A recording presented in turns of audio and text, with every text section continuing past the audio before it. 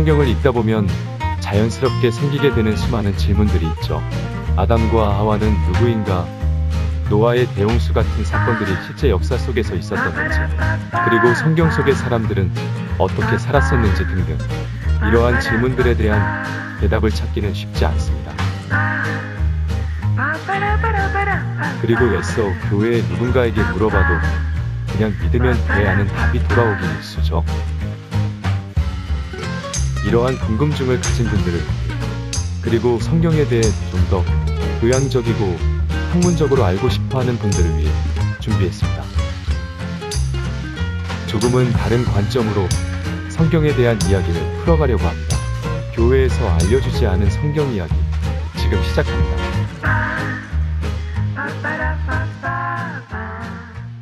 안녕하세요. 여름매미입니다. 딴지입니다. 하은입니다. 요즘 너무 덥네요. 뉴스 기사 하나 봤었는데 지난 7월에 지구 표면 온도가 142년 기상관측 사상 가장 높았다고 하더라고요. 헐, 어쩐지 그랬군요. 이거 지구온난화 때문인가요? 그렇겠죠? 기후가 점점 변하는 것 같기도 하고요. 이럴 때일수록 우리가 이야기하는 사후세계, 특히 불지옥 이야기가 잘 먹히지 않겠습니까? 헐, 청취자분들이 더 더워하실 것 같은데요. 냉지옥은 없나요? 그러게요. 왜 냉지옥은 없을까요? 저도 그 이유는 모르겠네요. 어디 찾아봐도 나오는지 모르겠어요. 뭐 아무래도 고대나 중세에는 화형 같은 게 주로 많이 있었던 것 같고, 불지옥도 그런 것과 연결되는 것 같은데요. 일리 있는 말이네요. 이건 이따가 불지옥에 대해서 이야기할 때 다시 이야기해보고요. 자, 오늘은 성경 속의 사후세계 두 번째 시간 신약편입니다. 오늘도 바트어만의 한국과 지옥책을 중심으로 하는 건가요? 네, 맞아요. 참 지난주 구약편 다시 들어보니까 제가 좀 정신이 없던 것 같더라고요. 뭐 나쁘진 않았는데요? 그래도 복습도 할 겸 살짝 정리를 다시 해볼게요. 일단 구약 속의 사후세계 개념은 딱 이거라는 것보다 조금씩 변해가는 과정이었죠. 먼저 죽은 자들의 휴식하는 세계나 무덤이라는 개념의 세월이 있었고요. 이런 점은 기원전 8세기 일리아드나 오디세이에서도 마찬가지였죠. 하지만 죽음 이후에도 영혼이 지속된다는 생각들도 있었죠. 내 사울이 죽은 사무엘의 영을 불러올리는 것 같이요. 네, 그렇죠. 하지만 이스라엘이 외세의 침략을 당하고 많은 사람들이 죽거나 포로로 잡혀가게 되었잖아요. 이런 과정을 거치면서 언젠가 하나님의 심판하시는 날이 올 것이고, 그때 죽은 자들이 부활할 것이라는 생각들이 생겼고요.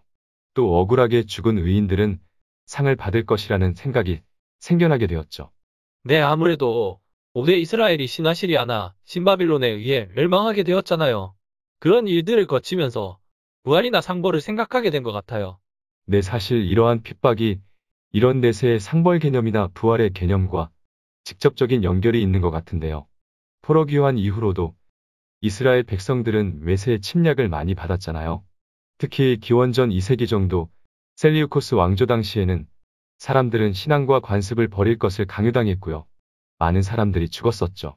이러한 핍박으로 인해 사람들은 불행이나 악이 단순히 하나님이 벌이라는 선지자들의 생각에서 다른 방향으로 생각을 전환하게 되었었는데요. 감당할 수 없는 거대한 악이나 불행은 하나님이 주시는 것이 아니라 우주적인 악이 있다는 것으로 생각하게 된 거죠. 성과 악의 우주적 대결이란 말씀이시죠? 이런 게 성가하게 이신교인 조로아스트교의 영향이라는 이야기도 나왔던 것 같고요. 네, 조로아스트교는 조금만 이따가 이야기해보고요. 또 이스라엘 사람들이 사후세계에 대해서 생각이 바뀌게 된 부분이 죽음 뒤에 영혼들이 계속 존재하고 이들은 심판의 날까지 기다리는 것이 아니라 즉각적인 상과 벌을 받는 것이라고 생각하게 되었죠. 네, 생각나네요. 하지만 심판의 날은 여전히 있다고 생각했었고요. 이 심판의 날에 죽은 자들의 영혼은 새롭게 부활하게 되고 특히 육체로 부활하게 된다고 믿었죠. 이런 부활이나 특히 육체의 부활은 그리스 철학자들의 관점과 차이가 있었던 것 같아요. 네, 특히 아리스토텔레스와 플라톤과의 관점이 차이가 있다고 한 것 같네요. 네, 사실 오늘 이야기에 관전 포인트가 몇 개 있는데요. 그 중에 하나가 바로 이 육체와 영혼의 구분이에요. 말씀하신 것처럼 아리스토텔레스나 플라톤의 입장에서는 영혼이 육체보다 더 중요한 거잖아요. 그래서 그리스 철학자들의 입장에서는 영혼이 사후세계에서 심판을 받고 영원히 살지 않고 다시 부활하는 것, 특히 몸으로 부활한다는 점은 매우 이상하게 들렸거든요. 그럴 만한 것 같아요. 다시 썩어질 육체로 부활한다는 건 어떻게 보면 그리스 철학자들에겐 역행 같은 느낌일 것 같고요. 네, 그래서 이걸 제대로 비판한 사람이 있는데요. 바로 기원 후 2세기 말에 등장한 켈수스인데요. 켈수스의 말을 빌려볼게요. 그리스도인들은 오랫동안 죽어있던 자들이 이전과 같은 육체로 부활한다고 하네요. 이것은 간단히 말해 벌레들의 희망사항이죠. 도대체 어떤 영혼이 이후에 썩어질 육체를 원할까요? 말도 안 되는 이야기죠. 물론 신은 영혼들에게 영생을 줄 수 있겠죠. 하지만 이전에 헤라클리투스가 말한 것처럼 육체, 특히 시체의 경우는 배설물보다 더 심하게 취급돼야 하고 버려져야 하는 것이 아닌가요? 이건 신이 영생을 주는 것을 원하지 않는다는 이야기죠. 아니면 영원히 지속되도록 만들 수 없다는 것으로 보는 것이 이치에 맞지 않을까요? 이분 요즘 자주 나오시네요. 지난번에도 길카메시 레슬링 해설자로 나오셨던 것 같은데요. 말투가 구수하시죠? 언제 한번 여기로 모셔볼까요? 뭐 그래도 되고요. 아무튼 예수님 당시의 유대인 사이에는 이런 선과 악의 우주적 싸움, 그리고 심판의 날이 임박했다는 생각이 널리 퍼졌는데요. 1세기 유대인들의 종말론적인 사고로 들어가 보기 전에 한두 가지 배경 설명을 좀 하고 갈게요. 먼저 선과 악의 우주적 싸움을 말한 조로아스터교를 말해볼게요. 일단 조로아스터교가 선한 신인 아후라 마즈다와 악한 신인 앙나 마이뉴 사이에 우주적인 싸움이 있고요. 결국 선이 승리하고 악을 몰아낼 것이라는 믿음이죠. 그리고 선한 신의 편에 선 사람들은 말세에 부활한다고 말하죠. 이런 부분은 사실 많이 비슷하네요. 일단 이 조로아스터교를 창시한 게 대략 기원전 1100년의 차라투스트라 스피타마라는 사람이거든요. 차라투스트라가 기록한 가타스라는 경전에는 어느 날 강변에서 낯선 신을 만난 이야기가 나오는데요. 그 신은 유일한 신이자 세상을 창조한 신이었고 모든 시간과 공간을 초월한 신이었대요. 어쩐지 성경 속의 하나님과 비슷한데요? 네, 차라투스트라는 이 신을 아후라 마즈다라고 칭했는데요. 이 신은 원래 유일신이었죠. 하지만 사람들은 이런 추상적이고 일신론적인 신을 믿지 않았는데요. 그래서 차라투스트라는 이 신을 두 개로 나눕니다. 선한 신과 악한 신이겠군요. 네, 이 두 신은 쌍둥이인데요. 선한 신은 스텐타 마이뉴이고 악한 신은 앙그라 마이뉴인데요. 이 둘은 아후라 마즈다와 분리된 신이 아니라 진실과 거짓이라는 추상적 개념의 영적인 화신이었대요.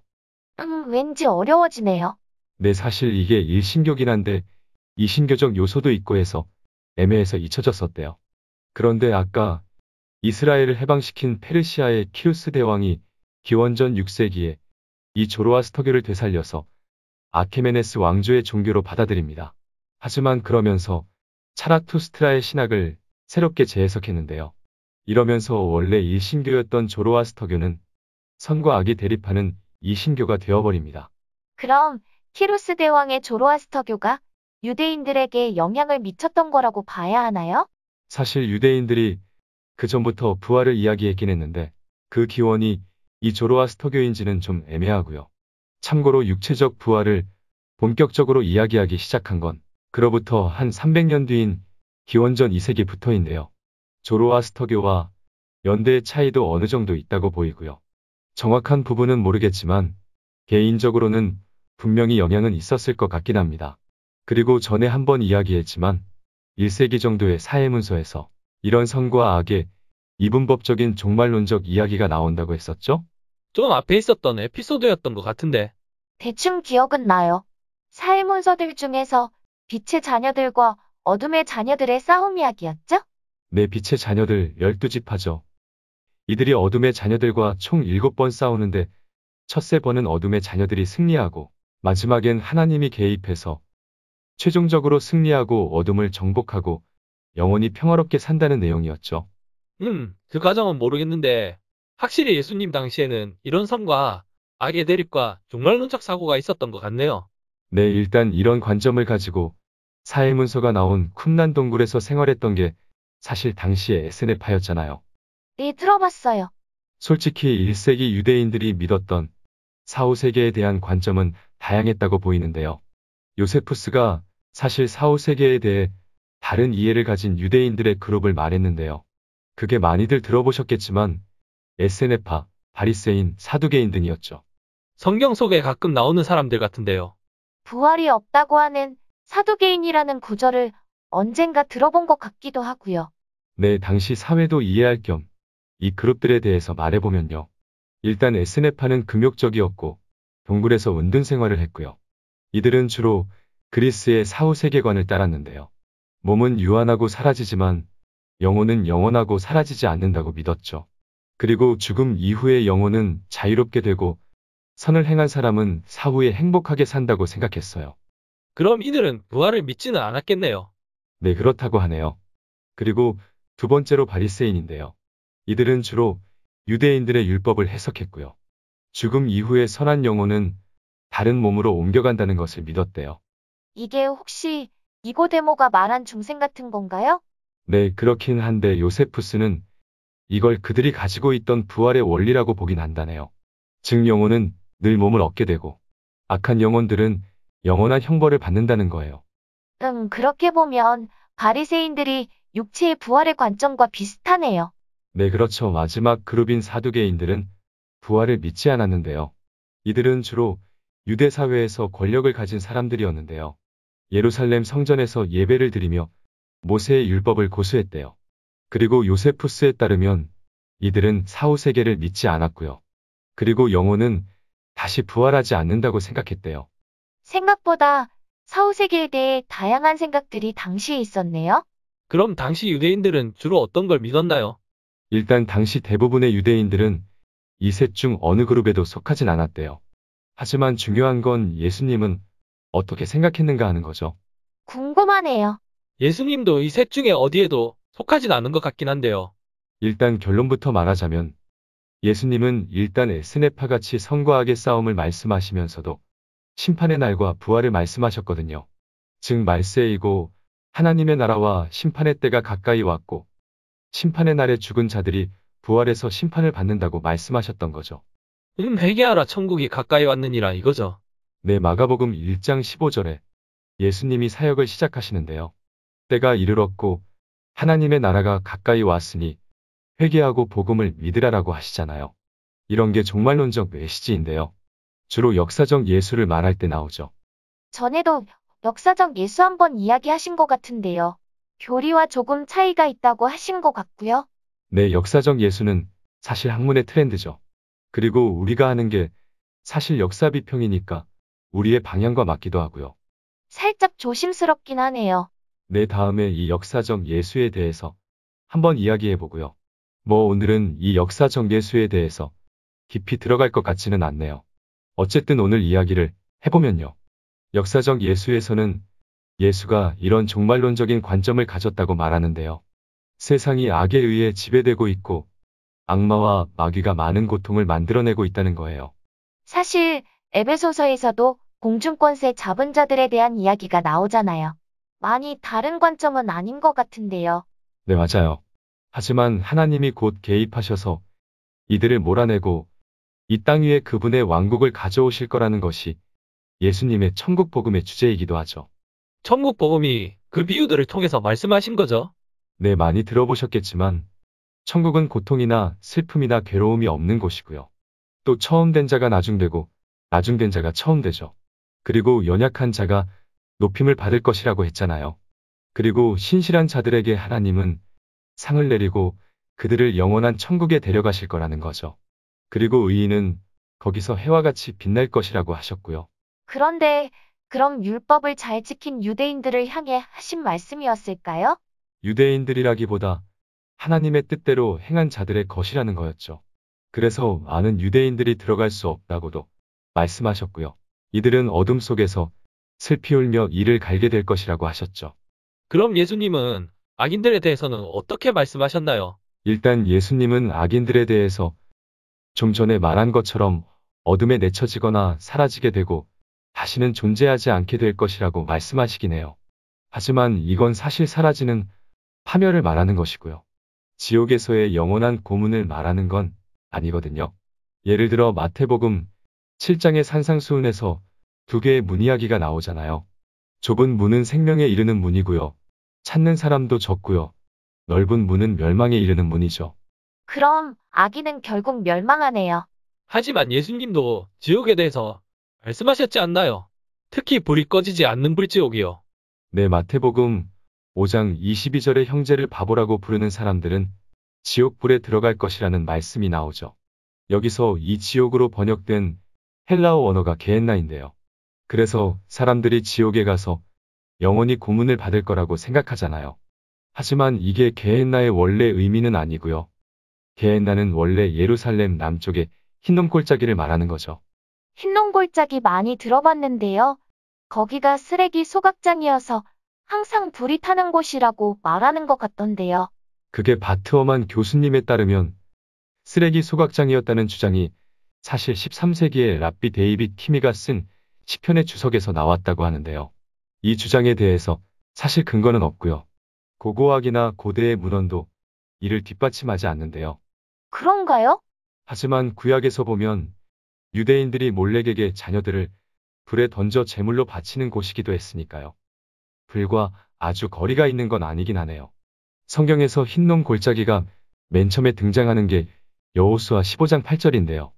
원어로는 게이 베닌놈, 그러니까 흰놈의 아들의 골짜기로 번역되거든요. 흰놈이 누군진 모르겠지만 그의 아들이 이 골짜기를 원래 소유하고 있었던 것 같고요. 이후에 게이인놈 혹은 게인놈이라고 구약에 이름이 나와요. 그럼 이곳에서 몰렉에게 제사도 드렸다는 거네요. 그것도 자식들을 불에 던지면서요. 진짜 끔찍한 곳이었네요. 네, 정말 말도 안 되는 인신공양이죠. 저도 이해가 안 되긴 해요. 열왕기하 23장 10절에 흰놈 골짜기에 있는 도벳을 더럽혀 아무도 자기 자녀를 불에 태워 몰렉 신에게 제물로 바치지 못하게 한 요시야 왕 이야기가 나오는데요. 예레미야 7장에는 이 흰놈 골짜기에 제단을 쌓은 유대인들 때문에 하나님이 그의 백성을 파괴하기로 결정했다는 구절도 나와요. 어쨌든 다시 돌아가서 마가복음 9장 48절에 예수님은 이 게헨나는 구더기도 죽지 않고 불도 꺼지지 않는 곳이라고 말씀하시거든요. 이 불이 꺼지지 않는다는 건 영원한 불지옥의 이미지가 아닐까요? 사실 이 구더기가 죽지 않고 불도 꺼지지 않는다는 표현은요. 이사야서 66장 맨 마지막에도 나오는데요. 나를 거역한 자들의 죽은 시체들을 볼 것이다. 그들을 파먹는 벌레들이 죽지 않고 그들을 태우는 불도 꺼지지 않는다는 표현이고요. 또 지난주에도 나온 에녹일서에도 이 흰놈 골짜기가 등장하는데요. 여기서 게헨나는 최후의 심판 때 하나님의 적을 도살하는 장소로 등장하거든요. 그럼 게헨나는 결국 심판 때 하나님을 거역한 자들의 시체를 태우는 곳이죠. 그러네요. 그럼 불이 꺼지지 않는다는 것은 태울 시체들이 많다는 것을 비유적으로 말씀하시는 것일 수도 있겠네요. 네, 그렇죠.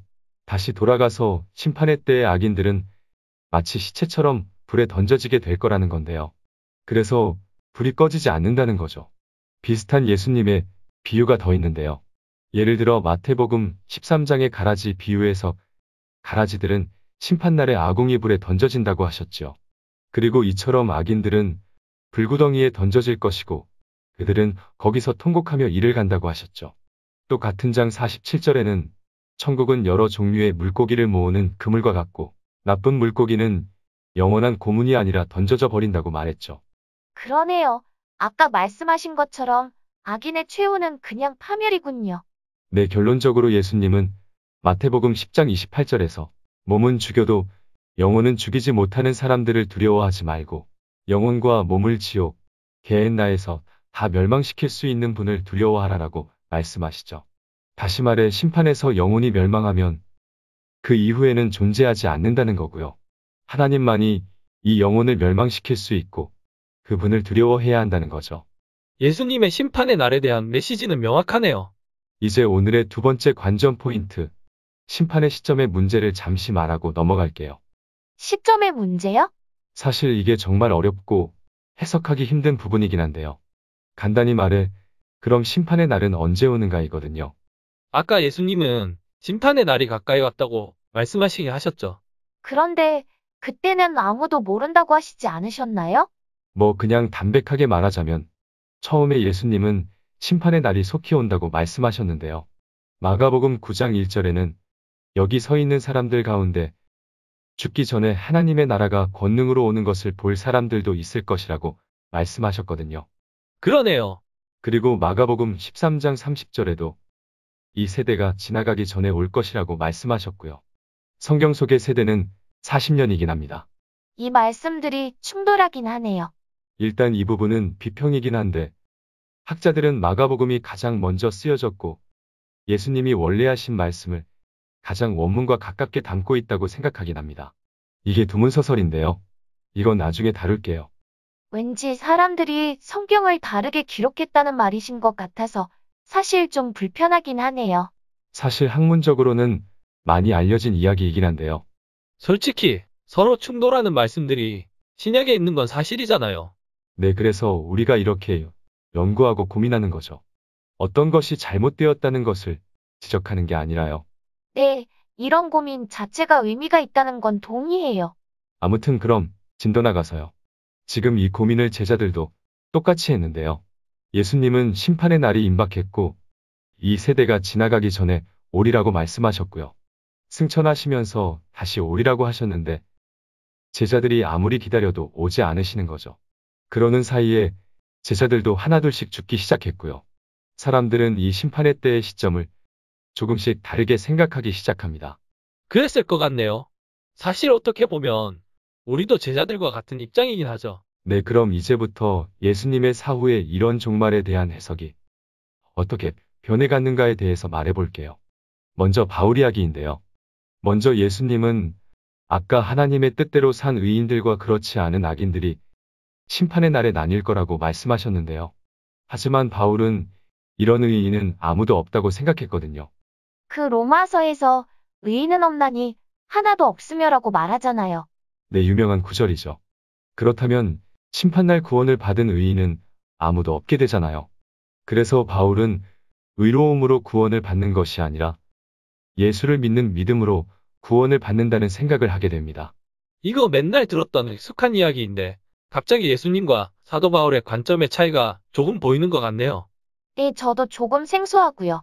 네, 아무튼 바울은 예수 그리스도에 대한 믿음을 가지고 세례를 받고 그리스도인들의 모임에 연합하는 게 회심하는 것이라고 생각했고요.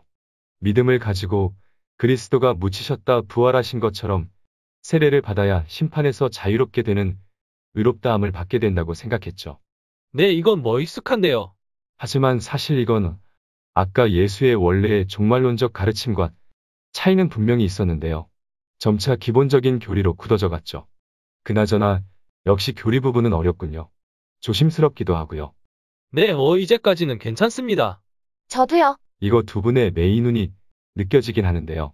아무튼 이제 바울이 말한 부활 부분으로 넘어갈게요. 구원은 일단 그렇고 그럼 심판의 날에 죽은 자들은 부활을 할 것인가 하는 문제인데요. 바울은 예수님이 곧 오실 것이라 생각했고요. 또 데살로니가전서 4장에서 예수님이 죽었다가 부활하신 것처럼 죽은 사람들도 다시 부활할 것이라고 말하거든요. 바울에게 부활은 실제적인 것이었고요. 그 증거가 예수님의 부활이라고 생각했어요. 바울이 환상 중에 예수님을 만났던 신비 체험이 있었잖아요. 네, 그랬죠. 바울은 그가 만난 예수님이 실제로 부활한 예수님이었다고 생각했고요. 또 12제자와 500명에게 보이셨던 일도 있었죠. 그래서 바울은 부활은 실제로 이미 일어난 일이고 심판의 날의 부활은 이미 시작되었다고 생각했죠. 그 예수님이 부활의 첫 열매라는 구절도 있잖아요. 네, 고린도전서 15장에 나오죠. 이 고린도전서 15장이 이런 부활에 대한 바울의 생각이 엄청 잘 나와 있는데요. 바울이 이 부분을 쓴 이유는 15장 12절에 나오는 것처럼 고린도 교회에 부활이 없다고 말하는 사람들이 있었기 때문이에요. 아, 그 당시에 부활이 없다고 생각하는 사람들이 있었군요. 네, 일단 고린도 교회는 그리스의 문화권에 있었는데요. 아까 처음에 켈수스가 비판한 것처럼 그리스 철학에서는 육체는 유한하고 변해가고 늙어가는 것이었거든요. 네, 그런 그리스 문화 속에 살았다면 부활이라는 단어가 어쩌면 거부감이 들었을 수도 있겠네요. 네, 또 하나는 고린도 교회 사람들은 만약 육체로 부활하면 늙어버린 몸으로 영원히 사는 것인가? 혹은 장님으로 태어난 자는 다시 부활해도 장님으로 살게 되는가 같은 논란도 있었거든요. 아, 이거 문제 맞는데요. 네, 그래서 고린도전서 15장에서 바울은 이 15장 전체를 할애해서 그 사람들에게 이야기를 하는데요. 그게 바로 그리스도께서 부활을 하셨고 그리스도가 부활하지 않았다면 여러분들의 믿음도 헛된 것이라고 말합니다. 하지만 바울의 육체의 부활은 좀 특이한 부분이 있는데요. 특이한 부분요? 네, 바로 부활을 하는데 썩어지는 몸으로 다시 살아나는 게 아니라 영의 몸, 즉 변화된 몸으로 다시 살아난다는 것이에요. 어떻게 보면 썩어질 육체로 부활하는 것에 대한 거부감을 가진 사람들에게는 뭔가 거부감을 없애줬을 것 같네요. 네, 이건 사실 영혼만 영원하다는 입장이나 썩어질 육체로 부활한다는 입장이 아닌 제3의 옵션이긴 하죠. 변화된 영원한 몸으로의 부활이라는 건요. 네, 아까 첫 번째 관전 포인트였던 영혼과 육체의 구분을 어느 정도 해결하는 이야기 같네요. 그럼 악인들은 어떻게 부활하나요? 사실 바울은 의인들이나 악인들의 부활에 대해서 말하고 있지는 않는데요. 바울이 말하는 부활은 그리스도를 믿다가 먼저 죽게 된 자들에게 초점을 맞추고 있긴 합니다. 그렇군요. 그럼 두 번째 심판의 날의 시점의 문제는요? 일단 바울은 심판의 날이 이미 임박했다고 믿었는데요. 하지만 바울도 자신이 사는 동안 심판의 날은 오지 않을 것이라고 생각한 것 같아요. 고린도후서 5장에서 바울은 우리는 이 육체의 집에서 탄식하며 하늘의 몸을 입게 될 날을 고대하고 있다고 하잖아요. 바울도 계속 기다렸던 것 같아요. 그렇군요. 정말 곧 심판의 날이 오리라고 기다렸다면 왜 심판의 날이 오지 않는지 고민하고 기다렸을 것 같아요. 네, 이렇게 심판이 오지 않으면서 당시 기독교인들의 생각에 변화가 일어나는 부분이 있는데요. 이 부분이 바로 세 번째 관전 포인트, 종말에 대해서 수평에서 수직적 구분으로의 변화입니다. 뭔가 말이 어렵네요. 그런데 관전 포인트라고 하시는데 요점 그런 거 말씀하시는 거죠? 아, 네. 오늘 이야기를 관통하는 몇 가지 중요한 요점들이 있어서 그냥 요점이라기보다 관전 포인트라는 말을 써봤는데 좀 이상한가요? 왜 관전 포인트라고 하시는지는 알 것 같긴 합니다. 네, 첫 번째가 영혼과 육체의 구분, 두 번째가 심판의 날의 시점 문제였죠? 네, 역시 우리 두 분은 요야광들이시군요. 공부 잘하셨겠어요. 뭐 복잡한 책을 이렇게 정리해내는 매미님도 대단하세요. 뭐 우리끼리 자화자찬하는 것 같네요. 아무튼 넘어갈게요. 일단 이 종말이란 게 어떻게 보면 시대의 흐름이고 수평적인 거잖아요. 예를 들어 하나님이 창조하셨고 인간이 타락했고 예수님이 오시고 최후의 심판이 있을 거라는 것 같이요. 네, 그리고 그 최후에 심판이 바로 예수님 사후에 속히 오신다는 거였죠. 네, 이게 당시 유대인들의 종말론적 시각에서는 선과 악의 두 가지 근본 요소이고요. 지금까지는 악의 시대였지만 종말이라는 건 이제부터 악의 시대, 끝선의 시대 시작이라는 거거든요. 듣고 보니 그러네요. 이게 다시 말해서 시간의 축인데요. 수학에서 X축, Y축 하잖아요. 그 정도는 사실 산수라고 하죠. 아, 네, 뭐 산수의 X축이 시간이고 이게 곧 끝나야 하는데 안 끝나니까요. 시간에 좌우되는 종말론적 시각은 점점 약해지기 시작했고요. 사람들은 이제 시간의 X축보다 공간의 Y축을 생각하기 시작합니다. 공간의 Y축이라면 하늘과 땅 이런 건가요? 네, 이전에 성경 속의 우주관 할 때 궁창 위에는 하나님이 계시는 천국이 있고 그 아래에 우리가 사는 땅이 있고 땅 아래 지하 세계가 있다고 했잖아요. 네, 생각나요. 3층. 아니, 지하 1층, 지상 2층 우주관이었죠.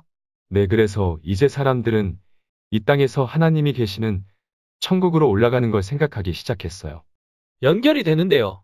하늘에 들려 올라간다는 표현이 가끔 나오잖아요. 뭐 구약에서도 엘리야나 에녹도 있었고요. 네, 맞아요.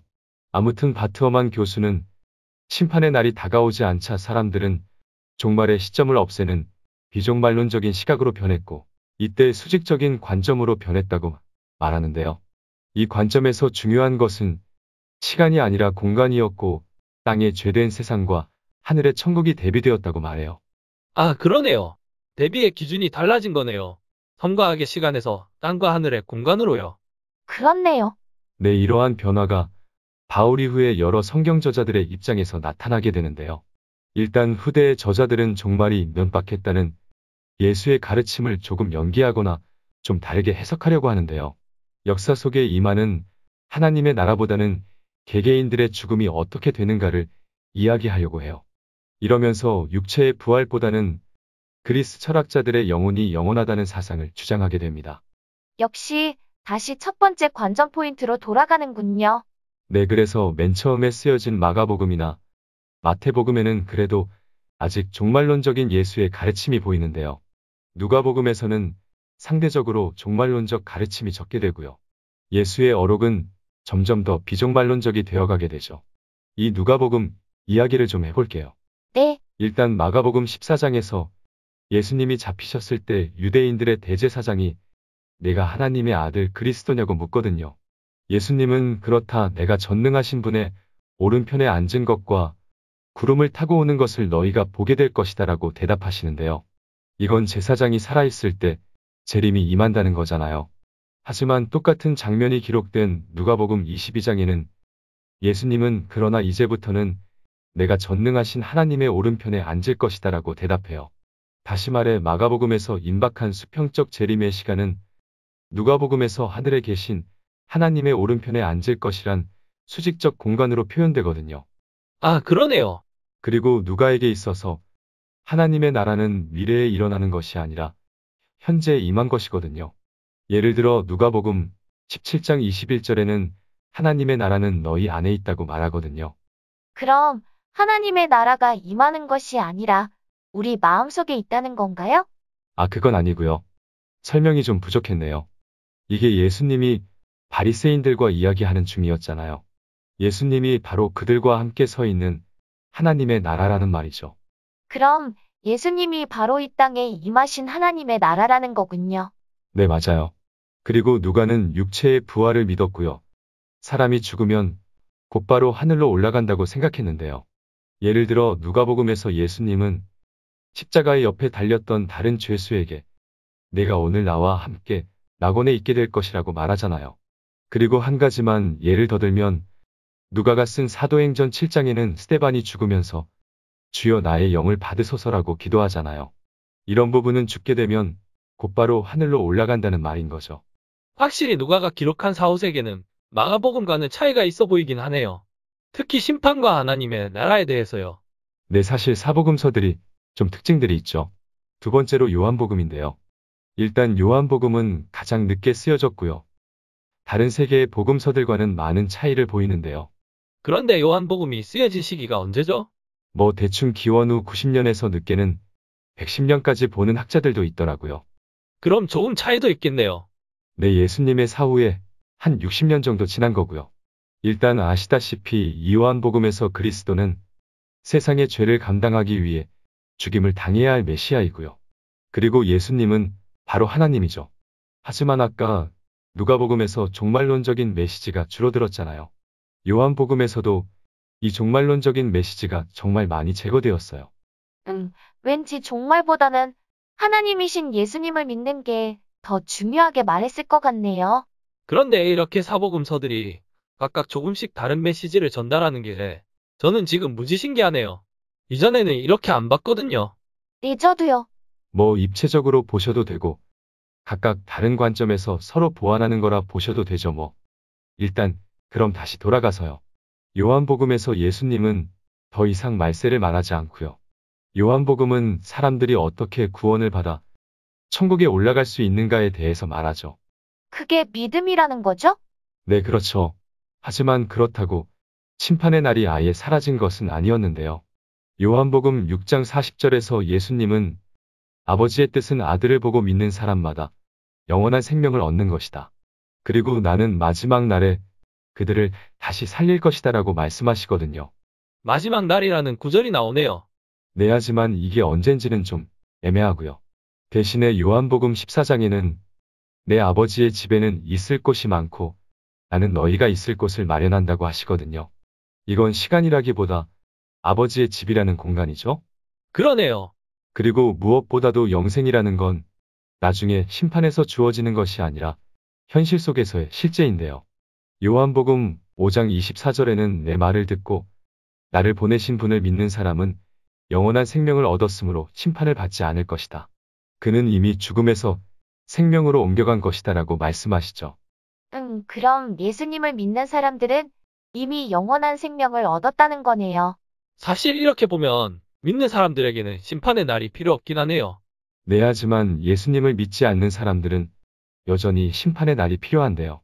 요한복음 3장 36절에는 누구든지 아들을 믿는 사람은 영원한 생명을 소유하게 되지만 아들을 믿지 않고 거절하는 사람은 영원한 생명을 얻지 못하고 오히려 하나님의 형벌을 받게 된다고 기록되어 있죠. 이게 원래 예수님의 종말론적 메시지와는 확실히 다른 느낌이긴 하네요. 영생도 그렇고요. 그래도 심판은 아직 있는 거고요. 그리고 그 심판은 믿지 않는 자들을 위한 거네요. 네, 그렇죠. 일단 대충 이렇게 바울과 복음서들에서 변해가는 종말과 부활에 대해서 이야기해 봤는데요. 하나 더 살펴봐야 할 신약 성경이 있습니다. 요한계시록이죠. 그러네요. 계시록이 바로 이 종말과 심판 같은 이야기들이 제일 많이 나오잖아요. 그렇죠. 그런데 사실 요한계시록은 너무 어려워서 제가 아직 해석하긴 힘들 것 같긴 해요. 이거 잘못 해석하면 이단되는 거죠. 네, 그렇죠. 그리고 알쏭달쏭한 비유들도 너무 많고요. 딱 이건 이거다라고 말하긴 힘들긴 해요. 그래도 살짝 줄거리만 말해볼게요. 네, 저도 사실 계시록은 몇 번 읽어도 잘 모르겠더라고요. 일단 요한계시록은 1장부터 3장까지 7교회에 보내는 예수님의 메시지가 등장하고요. 그 다음 4장부터 22장까지는 최후의 심판과 새하늘과 새 땅으로 하나님의 나라가 임하는 것인데요. 이 부분을 좀 말해볼게요. 벌써 가슴이 떨리네요. 네, 일단 4장은 배경 설명인데요. 하늘 궁전의 내부의 모습으로 하나님과 장로들 4마리의 생명체들, 그리고 어린 양 예수가 등장하고요. 5장에 가면 일단 어린 양에게 7개의 봉인이 있는 책이 전달됩니다. 그리고 그 뒤로 계시록 8장까지 이 7봉인들이 하나씩 떨어지는데요. 그럴 때마다 엄청난 일들이 일어납니다. 엄청난 일들이요? 네, 봉인을 뗄 때마다 천사들이 세상을 쑥대밭으로 만들고요. 세상은 끝났다고 보시면 됩니다. 그런데 이때 천사들로부터 성도임을 확인받은 14만 4천 명은 대피하게 됩니다. 그 14만 4천 명이 여기서 나오는 거군요. 네, 그리고 그 뒤를 이어서 7 나팔이 차례로 부러지는데요. 이거 나팔을 하나 불 때마다 우박과 불덩이가 내리고요. 별이 떨어지고 해와 달이 기능도 상실하고 지하의 문도 열리고 거의 세상은 멸망하게 되죠. 지구가 이렇게 멸망하는군요. 네, 이때 등장하는 것이 바로 사탄의 세력들인데요. 사탄과 바다괴물, 육지괴물 등등 용과 괴물들이 막 날아다닙니다. 그리고 천사들도 날아다니면서 우상을 섬긴 자들은 유황불에 떨어지고 믿음을 가진 사람들은 편히 쉬게 될 것이라고 말하고 다닙니다. 그리고 이때 7개의 재앙을 접시에 담은 7 천사들이 나타나서 재앙의 접시를 땅에 쏟아버립니다. 헐, 세상을 2번도 아니고 3번 죽이는군요. 그런데 어떤 재앙들인가요? 네, 일단 역병이 있고 강물이 핏물로 변하고요. 바다 생명체들이 다 죽고 뜨거운 열기도 나오고요. 아무튼 대단합니다. 그리고 이때 사탄도 질세라 자신의 부하들을 불러 모아서 최후의 전쟁인 아마겟돈을 준비합니다. 하나님 편에서는 100마를 탄 예수가 부하들과 함께 사탄의 군사들과 마지막 전쟁을 벌여서 이기게 되고요. 사탄의 대장인 바다짐승과 거짓 선지자들을 유황불에 던집니다. 드디어 전쟁이 끝났네요. 네, 이때 첫 번째 부활이 일어나는데요. 이분들은 예수를 증언하다가 죽은 분들인데요. 예수님과 함께 세상을 1000년간 다스리십니다. 이 기간 동안 사탄의 대장인 용은 지하 감옥에 갇혀 있는데요. 1000년 후에 풀려나서 잠시 나쁜 짓을 하다가 다시 잡혀서 불타는 연못에 던져지게 되고요. 이에 하나님이 죽었던 사람들을 각자 행위대로 심판하시는데요. 생명책에 기록되지 않은 사람들은 불못에 던져지는 둘째 사망을 겪게 됩니다. 이 불못이 흔히 말하는 불지옥이죠? 그런데 불지옥에서 영원한 고문 같은 건 안 나오네요. 그러게요. 고문이 아니라 아까 예수님이 말한 그냥 불에 던져져서 최후를 맞이하는 것과 같네요. 네, 고문은 사실 그리스 쪽 지옥에 있고요. 요한계시록과는 좀 다르죠? 이제 마지막인데요. 하나님은 심판을 끝내시고 지구를 완전히 새롭게 하시는데요. 새하늘과 새 땅을 창조하십니다. 그리고 새 예루살렘 성이 하늘에서 내려오게 되고요. 그리고 생명책에 기록된 사람들은 예수님과 여기서 영원히 행복하게 살게 됩니다. 이게 요한계시록에서 말하는 세상의 종말이군요. 뭔가 재난 영화에서 클라이막스를 본 것 같네요. 이게 어렵죠? 사실 종말론 교리가 어렵더라고요. 문자 그대로 해석해도 안 되고요. 네, 뭐랄까 무시무시하네요. 보통 사람들이 생각하는 불지옥이 여기서 나오네요. 아까 불못이라고 말씀하신 거요. 내계시록 19장이 나오죠. 생명책에 기록되지 않는 사람들이 던져지는 곳이요. 그런데 불은 맞는데 영원한 형벌이 있는 지옥은 사실 아니긴 해요. 그런데 어쩌다가 불지옥으로 알려진 건지 모르겠네요. 뭐 불지옥에 대해 조금 오해도 있는 것 같고요. 그럼 일단 요한계시록까지 일단 갔으니 신약의 사후세계는 대충 다룬 것 같은데요. 시간도 그렇고 오늘도 토론을 하나 하고 마무리할까요? 토론 주제는 왜 사람들은 이런 사후세계를 상상할까요로 해볼게요. 단순하면서 심오한 주제군요. 일단 사후세계가 있는지 없는지는 아무도 모르긴 하죠. 가끔 임사체험하신 분들의 이야기도 있잖아요. 빛을 보았다든지 하는 거요. 그거 어디서 들은 바로는 뇌에서 혈류가 빠져나가서 그렇다는 말도 있던데. 사실 알 수 없는 이야기잖아요. 사후세계는요? 그냥 그런 세계가 있었으면 좋겠다는 거죠. 그런데 구약의 세월도 그렇고 일리아드나 오디세이도 그렇고 인간이 맨 처음에 생각했던 사후세계는 그냥 영원한 휴식의 공간이었던 것 같아요. 하긴 사후세계가 쉼이라는 건 자연스러운 느낌이네요. 그런데 이런 쉼을 추구한 사후세계가 상벌의 개념으로 바뀌게 된 이유가 저는 보상심리라고 생각하는데요. 보상심리요. 일단 세상에서 고생한 사람들이 죽어서는 좀 더 편하게 잘 살길 바라고 또 악한 사람들은 그 악행을 저 세상에서 그대로 당했으면 좋겠다 같은 거요. 그러네요. 사실 사람들에게 그런 심리가 있긴 하잖아요. 그리고 조금 비슷하긴 한데 이 땅에서 착하게 살아라는 교훈을 전달하는 것도 있죠. 지난번에 엔키두가 말해준 사후세계 같은 거요. 네, 그렇죠. 저도 그렇게 생각하는데 선과 악이 있는 사후세계는 분명히 그런 목적도 있는 것 같네요. 그런데 지난주에 나왔지만 고대 이스라엘 사람들이 엄청 고생했잖아요. 그런 과정을 거치면서 상과 벌이 있는 보상으로서의 사후세계가 자연스럽게 등장한 것 같아요. 네, 맞아요. 아차, 오늘 이야기에 깜박했는데 초기 기독교인들에 대한 박해가 많았잖아요. 그렇죠. 그리고 박해도 장난이 아니었는데요. 짐승들에게 던져지고 불에 태워지고 엄청난 박해였잖아요. 그래서 사람들은 순교자들의 그런 죽음을 보면서 하나님이 반드시 그런 순교자들에게 보상을 해주실 것이라는 생각을 했거든요. 그렇죠. 그리고 그렇게 박해한 사람들은 엄청난 벌을 받을 것이라고도 생각했겠네요. 어떻게 보면 사람들은 언제나 정의를 원하는 것 같고요. 사후에라도 이러한 정의가 이루어지기를 바라는 것 같네요. 네, 저도 그렇게 생각해요. 하지만 기독교에서의 천국과 지옥은 사실 이러한 상벌보다는 아까 나온 것처럼 생명책에 기록이 되었는가? 즉 믿음이 있는가, 없는가로 천국과 지옥이 나뉘잖아요. 그렇죠. 사실 이게 좀 전에 말씀하신 보상심리와 부딪히는 것 같아요. 보상심리와 부딪힌다고요? 예를 들어 엄청 나쁜 짓을 한 사람이 죽기 전에 딱 회심하고 예수를 믿고 죽으면요. 이게 과연 정의로운 건가요? 아, 이 이야기 많이 들어봤어요.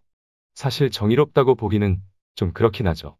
우리는 보통 그런 사람들은 지옥에서 고생하기를 바라잖아요. 그러게요. 어떻게 보면 믿음으로 천국과 지옥을 나눈다는 건 보통의 상벌 개념의 천국과 지옥과는 확실히 다르네요. 갑자기 영화 밀양이 생각나네요. 주인공의 아들을 죽인 사람이 스스로 하나님에게 용서받았다고 말하던 거요. 그렇죠. 그리고 최근에 출소한 조두순 같은 사람도 있잖아요.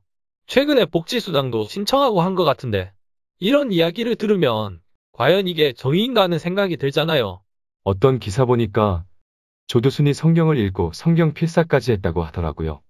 헐 진짜 저는 마음이 그렇게 넓지 않은 건지 그 이야기 들으니까 화가 엄청 나네요.